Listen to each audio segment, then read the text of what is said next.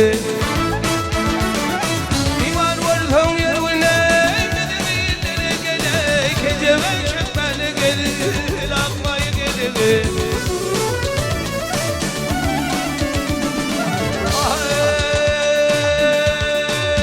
Ay bir kışın dokullene on hatar vurgun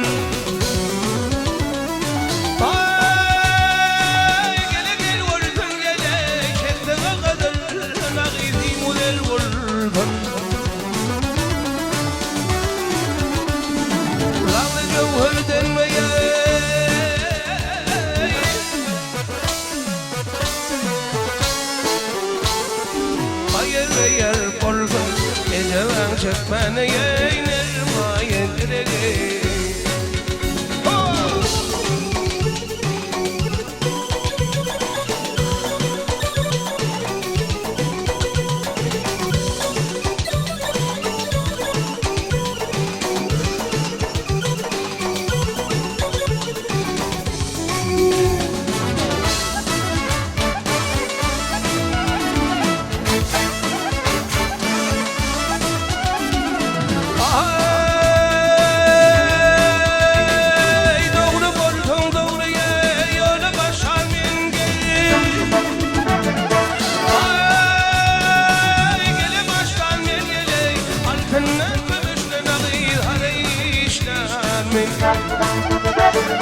Ferislerin kuşağına dastan bir geley Eceven çekmeli ve yakmayı gelir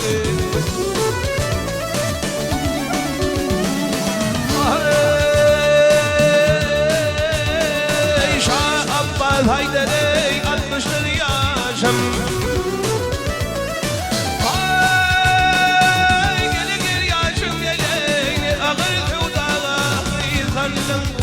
Başım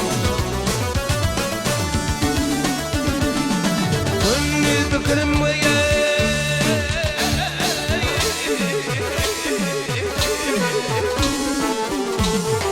Akideler düşüm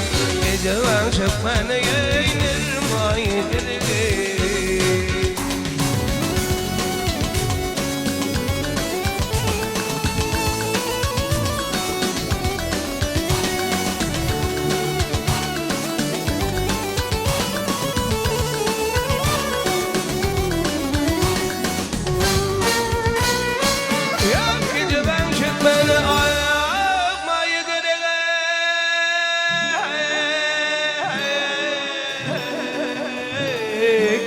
Çekmene gece ben ey